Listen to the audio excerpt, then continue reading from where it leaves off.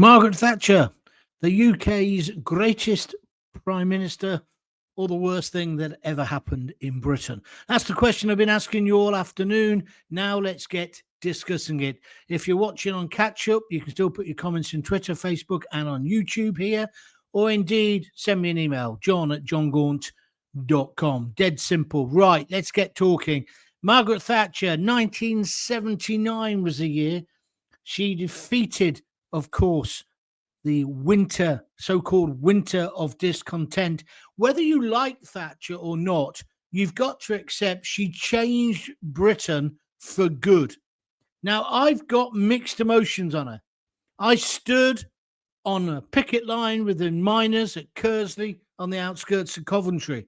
I thought what happened with the pits was dreadful, but it wasn't all her fault. I'll talk more about that later.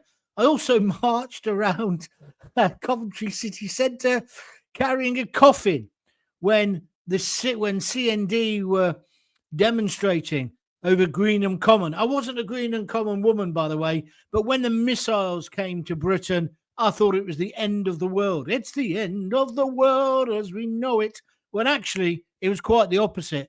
Her and Ronnie Reagan and their tough approach meant the world stayed safe. Well, have I got that wrong? Unilateral disarmament, what a load of cobblers. But I believed in it at the time. And that's what I'm trying to say to you. I think Thatcher does that to you. Some people say she's Marmite.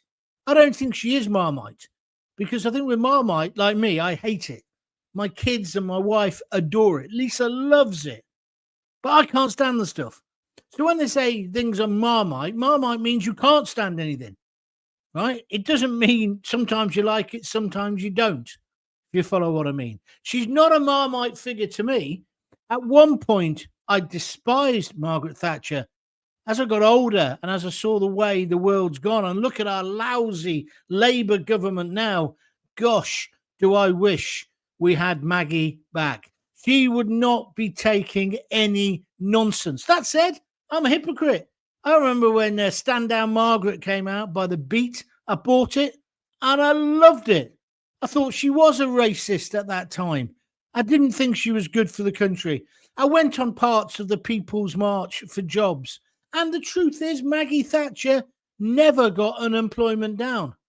And the other truth is, which again we'll talk about as we progress, but feel free to join in if you want, she would not have survived. A bit like Alex Ferguson. He was one game away from getting the sack. Maggie Thatcher was on the way out because she hadn't solved the winter of discontent and the unemployment. We were still in a recession. Then suddenly the Falklands happened. And whether you like her or not, she was a brilliant war leader. Absolutely brilliant.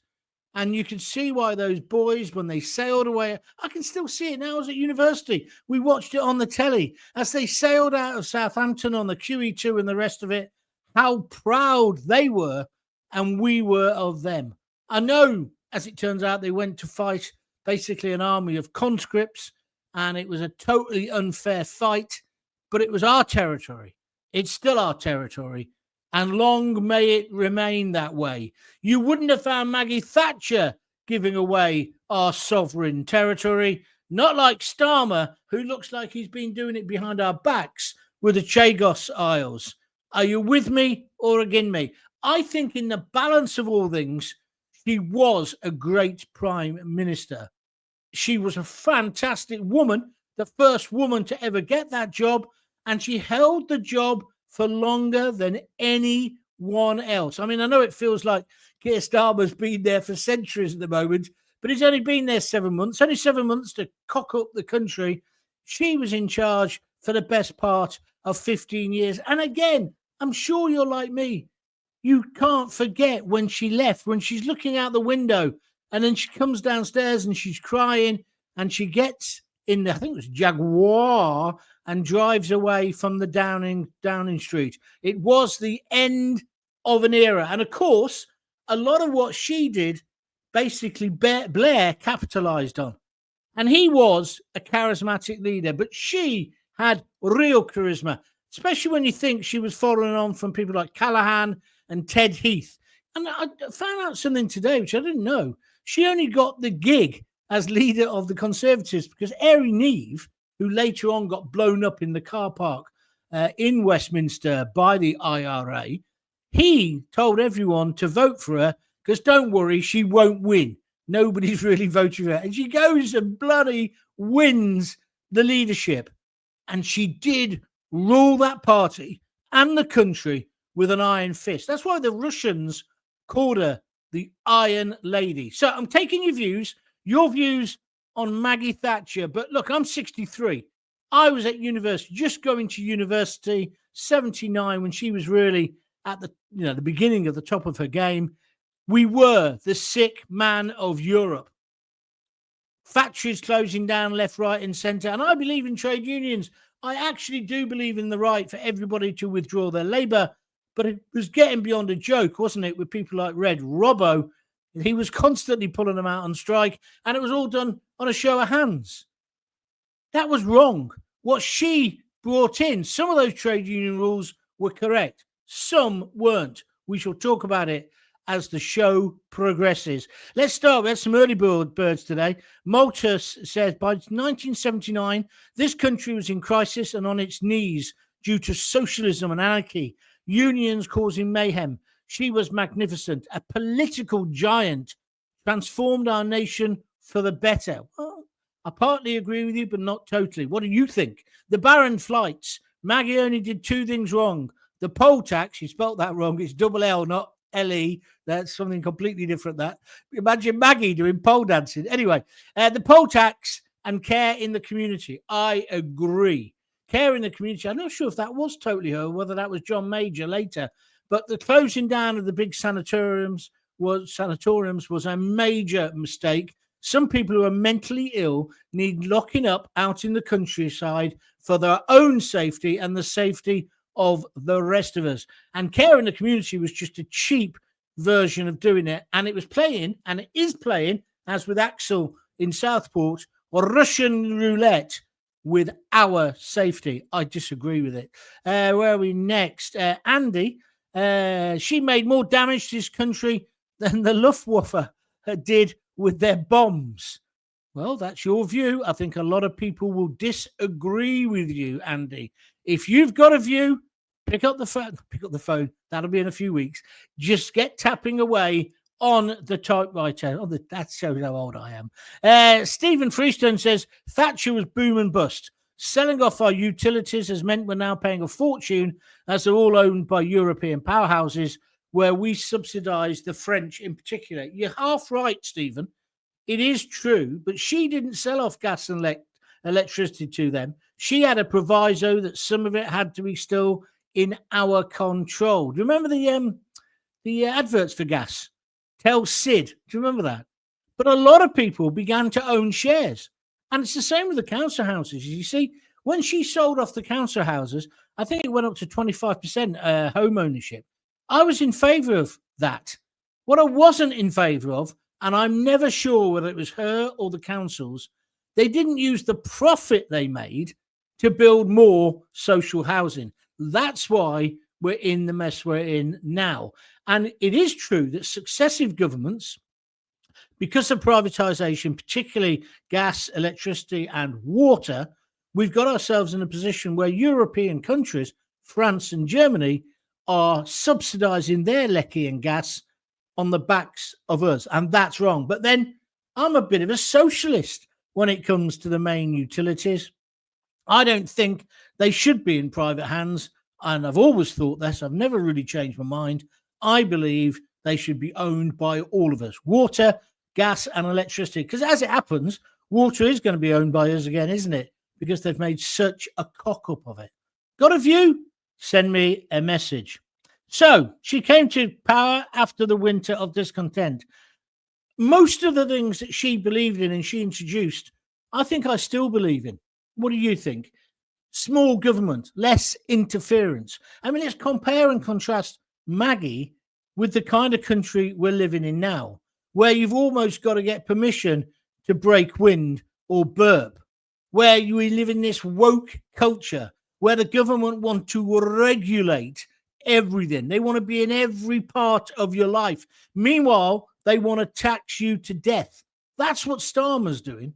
Well, I would rather have the fat Thatcher way of life, small government, small taxes. That's where I am.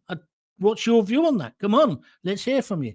And the privatization of some of the utilities needed to happen, didn't it? I mean, the railways, I know they've gone off track. Oh, pardon the pun. But I mean, it was dreadful. People go back to, oh, you know, it's much better when it was British Rail. Well, it was better when one company kind of owned the lot. I agree. However, let's not look back with rose-tinted spectacles. It was still rubbish then. Ever since Beeching closed down most of the tracks, our railway system has been atrocious. We're 20, 30 years too late with HS2, and they're still arguing about it. I still wouldn't be surprised if that got cancelled completely. That's what's wrong with politics. There's no long-term policy, is there? Rachel Reeves the other day saying, we're going to have another runway at Heathrow. We were arguing about that when I was on BBC London decades ago. And it's not for another 20 years. She's like Stalin. I mean, instead of a 5-year plan, it's a 20-year plan. The sun will shine tomorrow. But you see, that's what Thatcher did. After the Falklands, she made us believe in ourselves. Did you see the poll out yesterday? There are many of so-called Generation Z or whatever they're called, the bunch of youngsters, thickos. I'm surprised they answered the poll because they're too busy on their phones with their right hand. I'm not sure what they're doing with their left hand. But they don't want to fight for the country, and they think the country is racist. And quite a few people were getting up in arms about this. Then I saw some vox pops on the news channels, and when you look at the kids they're talking to, they haven't got a clue. They'll grow up when they get a house and when they've got a dustbin of their own that they want emptying more than every 4 weeks, they'll change their attitude. So let's not get too worked up about that. But she made us believe in Britain, not in cool Britannia like Tony Blair, but she made us believe in our culture, our tradition, our history, and our future as a result of that. Because you can't know your future. You can't even understand your present if you don't understand your history. Are you with me or against me? And I think that's one thing that was positive about Thatcher. Very positive. And I suppose the Falklands, the fact we went there and we slapped their asses, just underlined it. I know it was an unfair war on one level because they were a dictatorship. Gaunt was just trying to boost his flag in popularity, and we were far superior because our troops were just so fit and so well trained, and we had the missiles. Although that didn't mean we didn't lose men, we did. And of course, you can never talk about the Falklands without talking about the Belgrano. But the Belgrano and the sinking of it, like it or not, ended the war, didn't it? That's the truth. Because that's what she was like. She was single-minded. Compare and contrast that, again, with our present government or the government we had before or any of those politicians. See those politicians who were writing in a WhatsApp group and they sacked them. And now they've replaced one of them, the one who was a minister, a junior minister, with some woman who says she identifies as a llama. She thinks it's okay for people to say, yeah, I'm a llama.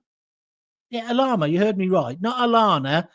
Not Alana out of the Thompson twins. There's one for you. A llama. A sheep on stilts. She said, yes, you can. You can identify like that. Oh, next time she's ill, I can't wait till they get her in the local vets or in the PDSA, and their suggestion will be injection in the head. That'd probably be the answer now for her. How can a woman who says that end up in government? That's who Starmer's just appointed. That would never have happened under Thatcher. I mean, I know we had certain instances. We had I always remember when I was on, I think it was on BBC CWR. Was it Stephen Mulligan, the Tory MP? It came up on the wires that a man had hung himself. And when you get these wire things, you rip them off when you're on the radio and you have to sort of say what's on it. But it said in big block capitals, don't mention the stockings and suspenders. He was some Home Office minister. It got me thinking, that did. And then we could name him. And then it said, don't mention the Satsuma.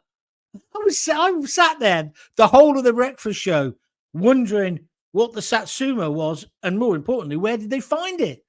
He'd done what Michael Hutchence did, hung himself off a door jamb. Autoerotic something it's called. I don't know. It's beyond me, that is. That's beyond me, let me tell you. I've only just found the G-spot, let alone it. But anyway, that's what he did. Don't mention the orange. Would Thatcher have given up the Chagos Islands? I don't think so, says David Danes on YouTube. Thank you for your comment, Dane. If you want to comment, if you're on Twitter, Facebook, or indeed on YouTube, feel free. Don't forget, this is also a podcast, and you can download that in all the normal places, Spotify, Apple, etc. So you can listen to it again when you're out walking the dog. And if you're listening to it as a podcast, try out the YouTube channel as well. Because even though I haven't got my flashy green screen up today, I'm in my daughter's kitchen. I'm still dog sitting. I keep moaning about it. I actually love it. Went for a nice little walk with him today because he's getting his strength back. But it's just great, isn't it? Man and his dog. I don't think you can beat it. Someone just contemplate. Just think about life. Anyway, let's get back to where I was. So the Falklands saved her. Her popularity went through the roof. And do you remember Brian Hannahan? I counted them out and I counted them in. What was he? Was he on the Ark Royal? He was on one of those big ships, wasn't he, where the jets were taken off. And, of course, I remember HMS Coventry getting hit.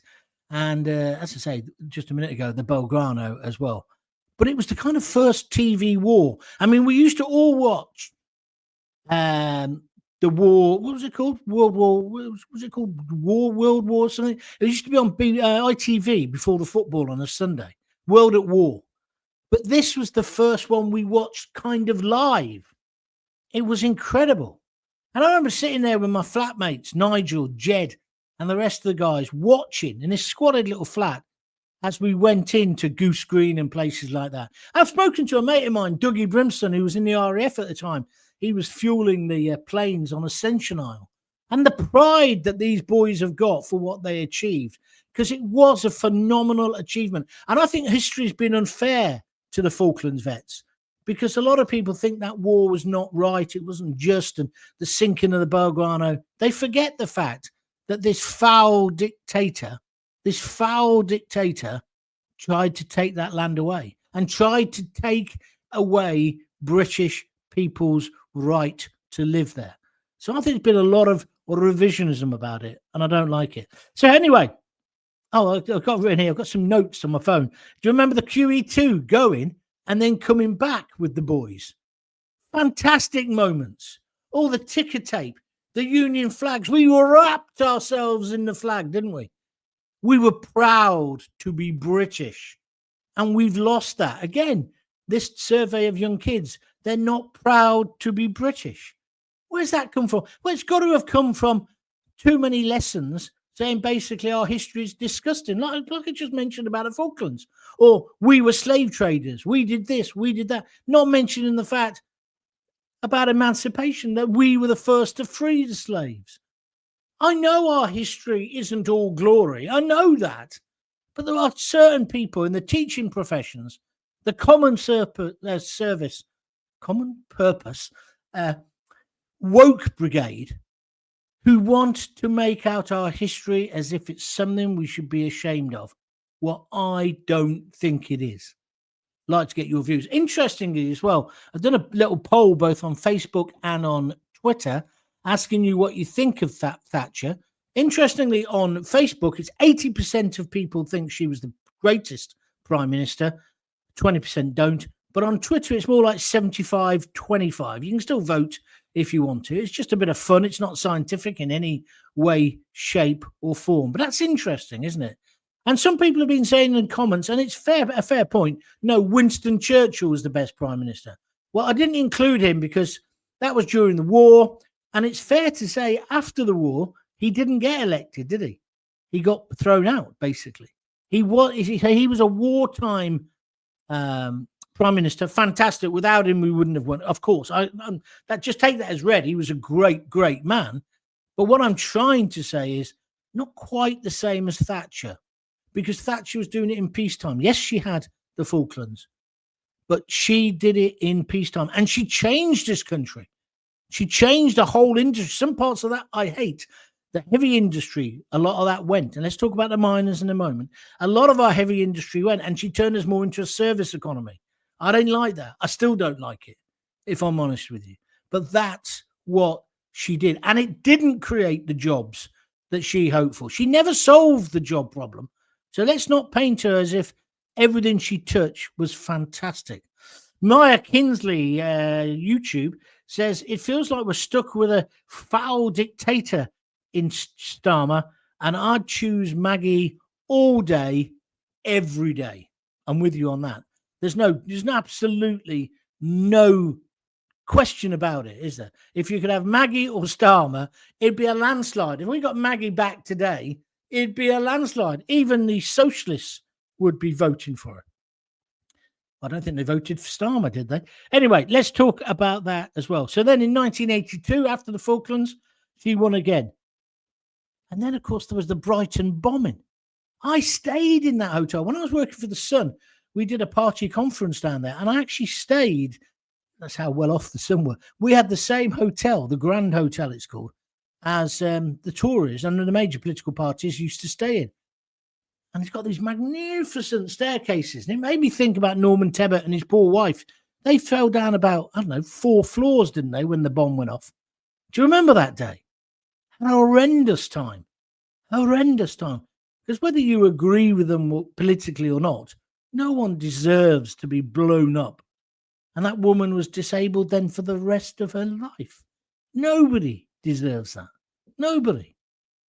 So it was the Brighton bombing. And then there was the miners' strike. And that's one of the things that defined her.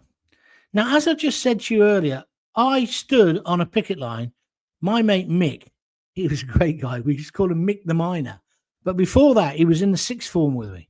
And I don't think you'll mind telling you, he wasn't the most educated guy. But God, he was an intellectual. Do you know the difference? He could really hold an argument. And he was very camp. Very, very camp. And he used to say, when we were at school, in careers lessons, they'd say, what do you want to be, Gaunty? And I want to be an actor. Idiot. I want to be in the theatre, right? He'd go, I want to be a lumberjack, miss. And there'd be a pause where she decides whether to give him a rollicking or not. And then she'd laugh. That's what he wanted to be, a lumberjack. There wasn't much call for lumberjacks, though, in Coventry in 1978, 79. So he became a miner. He went down the pit, and everyone was really surprised, right? Because although he was quite a specimen. He was a big guy, strong guy. And he had a face like Mick Jagger, right? He did look like Mick Jagger. In fact, Mick Jagger would have liked to look like him, especially after he worked in the pit for a time, because he became really muscular. But he was very camp. And I hope he doesn't mind me telling you this story. Down the pit, they called him Lush. And because he was camp, and he told me about the pit, right? And I began to understand just how horrendous it was. He said, don't wear anything down the pit. I'm naked. There's no point in being in clothes. It's too hot. It's too dangerous. And he told me about how they used to go down the pit at Kersley, which is on the basically outskirts of Coventry. And they used to come right into Coventry underneath the Coventry Cathedral. It's miles. And a lot of that, they went on a little single track, little sort of train type thing, but they also walked and crawled. It was a hell of a job, but he got paid really well. So he went down the pit. I went to university, and then we used to see each other intermittently. And then when I finished at university, came back to Coventry, and I set up my theatre company where I had people like Clive Owen in it. We became a movie star. He became a movie star. And a load of other kids who were on the dole, because that's where the difference was. When I went off to university, everybody got a job. When I came back at Christmas, not at Christmas, 3 years later, no one was getting jobs. There just weren't jobs. The Standard Triumph had closed down. Masses was on the verge of closing down. All the big factories went, right? A lot of people blamed Thatcher for that, although the decline was there before. And of course, she did try to stop it, didn't she? The strikes. And then I got a job just before I went. These are the things that make you the political person you are. I got a job at the Standard, pushing Stags, Triumph Stags and Dolomite Sprints. Do you remember them? Great car. Well, they were if they had all the parts.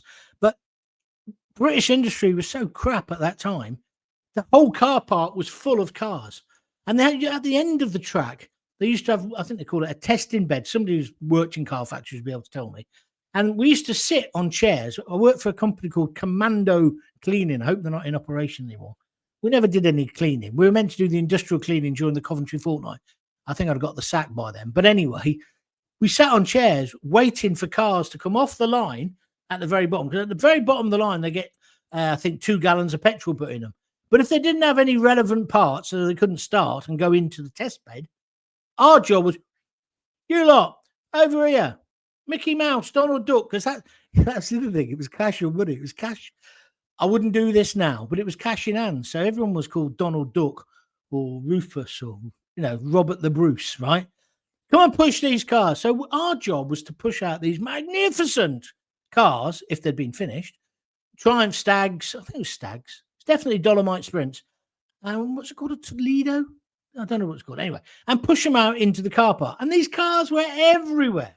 I love that part of the job, especially when you got promoted amongst the lads. There was 4 lads, and they said, go on, Gaunt, you can be the steerer. So I ended up steering them. Sometimes you had to push them.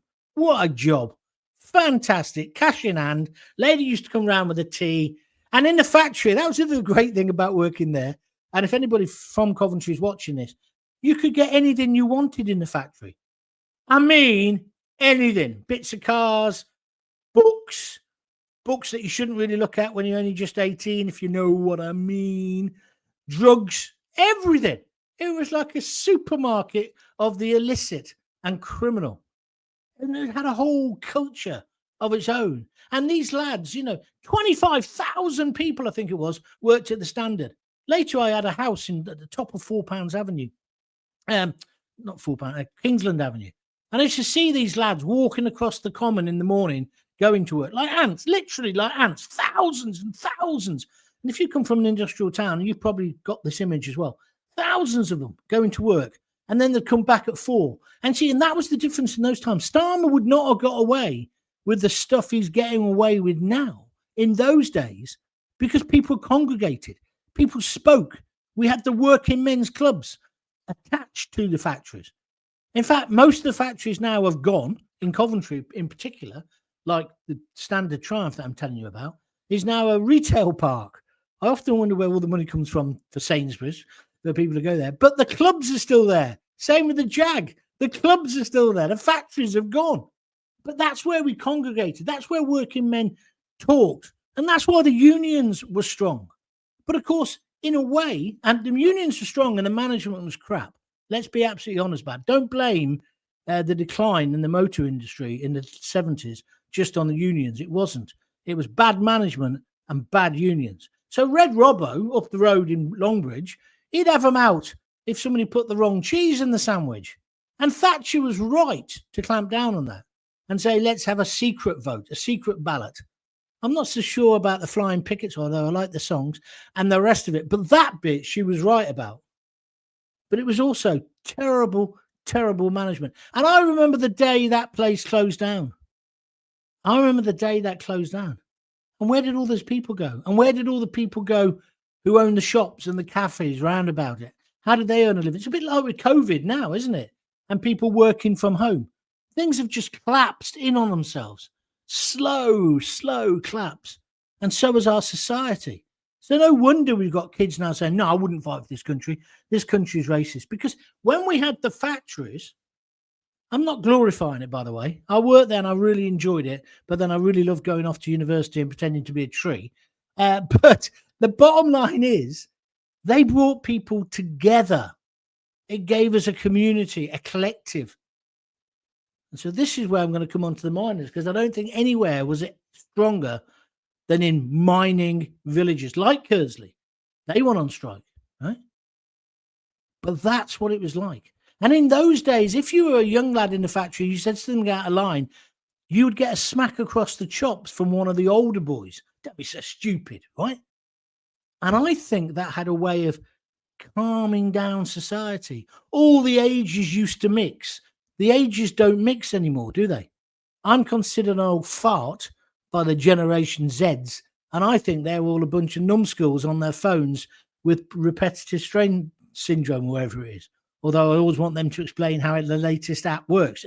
Are you like that? Bit of a hypocrite? So anyway, so going back to Thatcher, that's one of the things she destroyed. And some of the benefits of that was that the trade unions' ridiculous power was brought into shape. But the miners' strike, so Mick, my mate, Mick the miner, he was on strike for 18 months, I think it was. He got starved back to work, literally starved back. He had to go back. He didn't want to be a scab, but he had to go back. And so did many other men in that village. This was Kersley, right?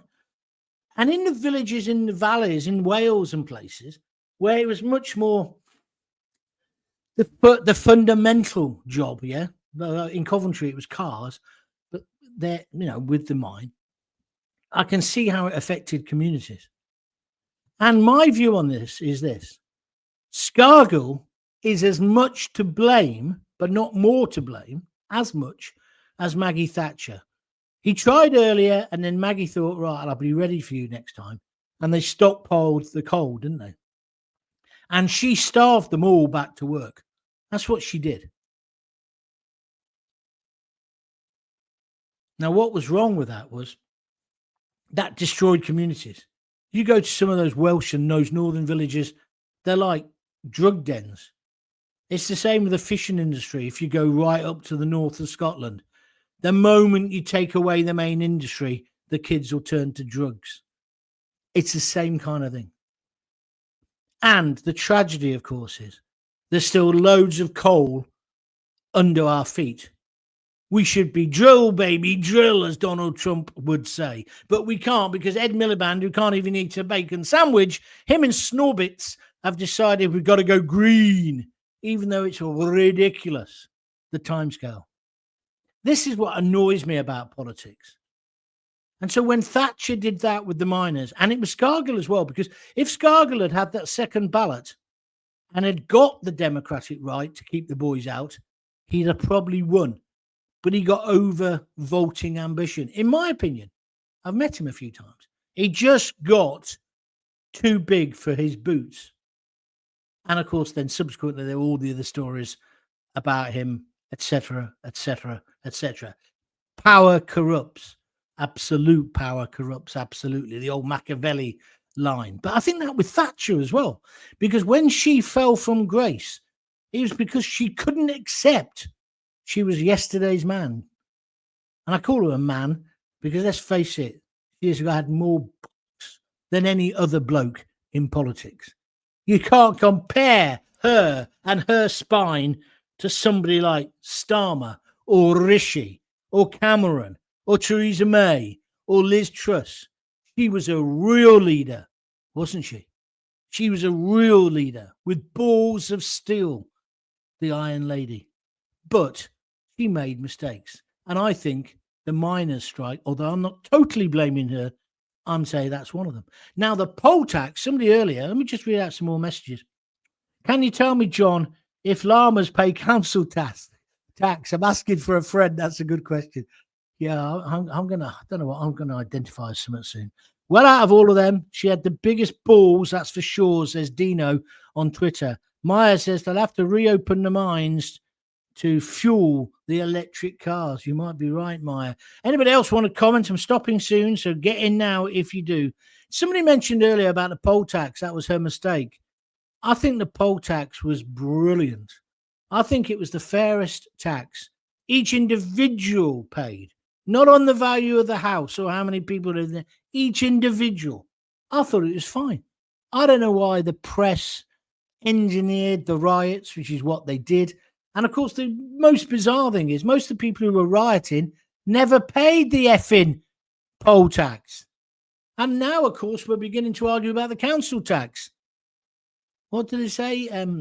No taxation, no representation. People are trying to organise, because these council elections aren't going to happen, for people not to pay their council tax. Well, if you don't pay it, they'll have you.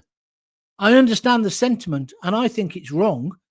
Although I can't see the point in having an election if that council's not going to be there. I do understand the argument, but you can't help but think this one's come at a good time for Starmer. So that's what I think about Mrs. Thatcher, the achievements. She turned us into a property-owning democracy. Do you not think so? Do you not think she made us a better country, a stronger country? Yes, she, in a way, I don't think she did. I think it was the people who came after her were more into the greed and the loads of money kind of attitude and don't care about anyone else. I think Thatcher genuinely wanted people to be successful.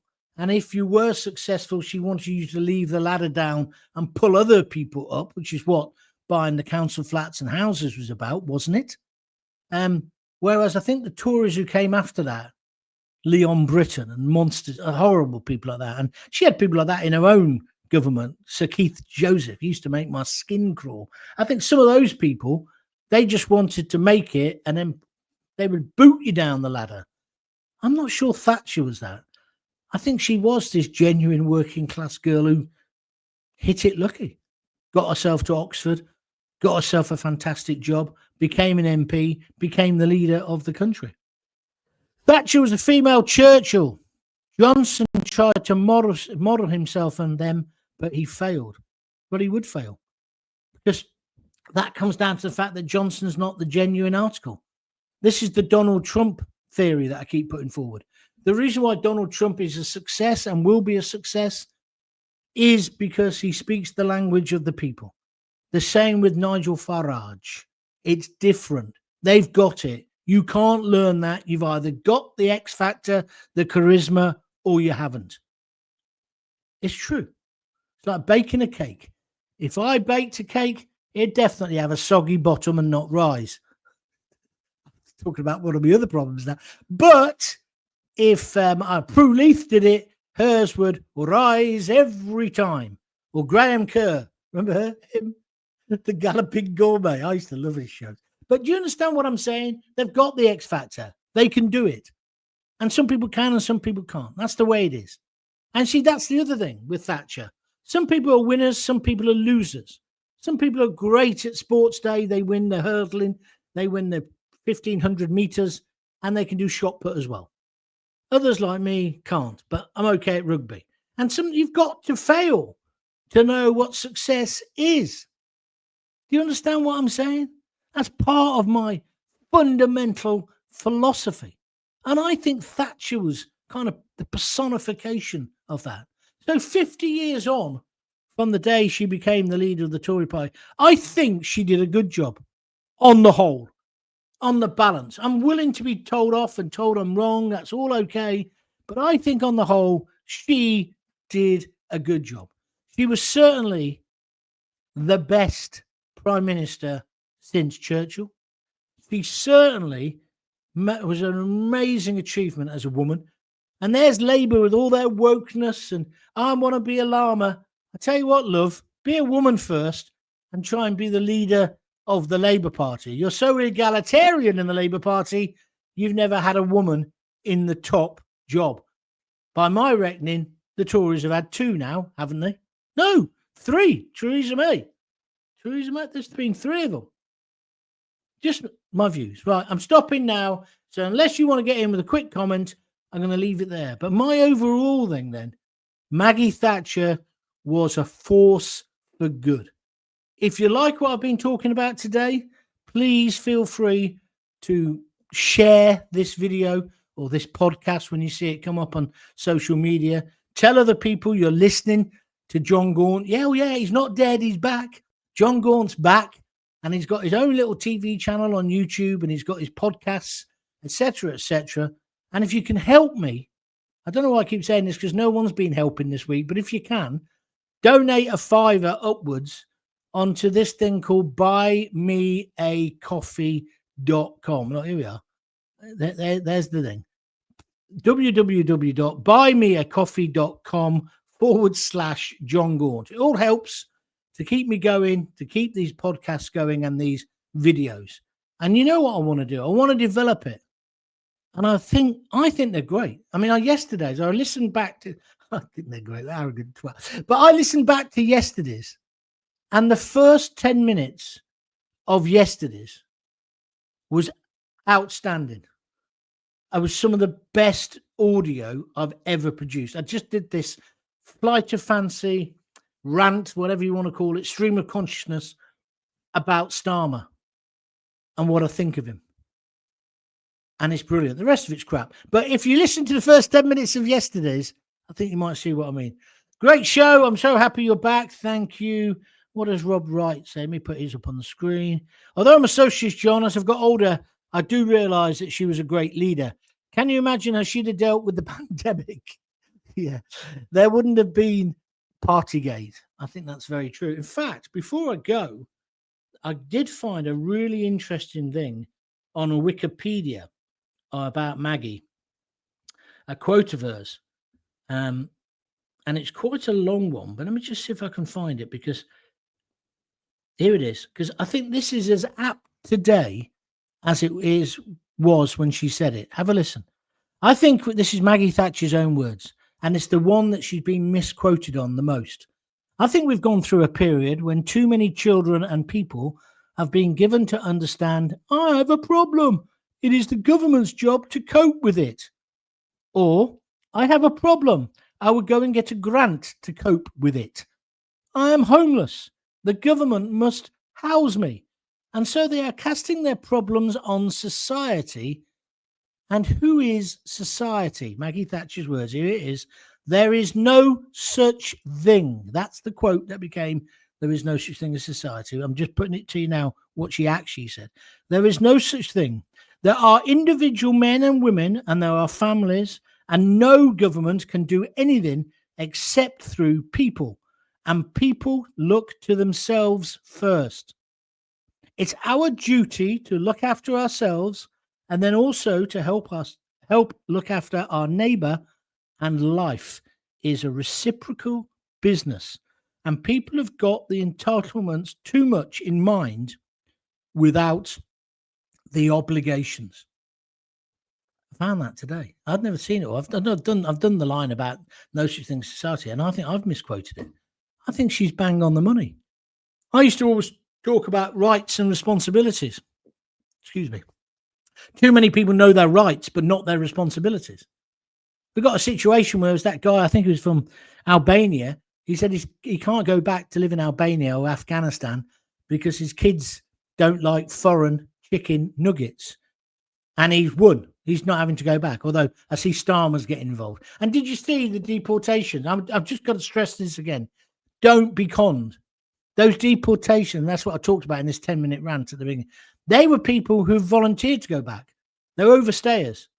Hardly any of them, were people who've come off the boat or have caused a ruction to go. These people who have basically said, okay, I'll go back. And did you know what? Most of them are getting paid to go back to their country. It's good we're getting rid of them. Oh, that's fine. But they're basically overstayers. And there was a big fuss made in the papers this morning. 19,000 in the first 7 months. It's not even that. It's in the ocean, isn't it? So don't get conned. Don't get conned by any politician of any party. And I guess that's why, again, just to finish on Thatcher, at least you knew where she stood, didn't you? And don't we need leadership like that now? So going back to Trump, that's why Trump will do it. Like Trump overnight when he said to Hamas, you let go of all those hostages by 12 noon on Saturday, or it'll be hell and damnation. And he ain't joking. Although they've now come back and said, he can't threaten us. Who does he think he's... Hang on. You're the terrorist scum who went into that kibbutz, raped, disfigured, chopped up, ripped babies out of wombs, and you're now telling us that the leader of the free world can't say, give us back the hostages, or we're going to sort you out. I mean, he can't bomb you back into the Stone Age. He's already done that.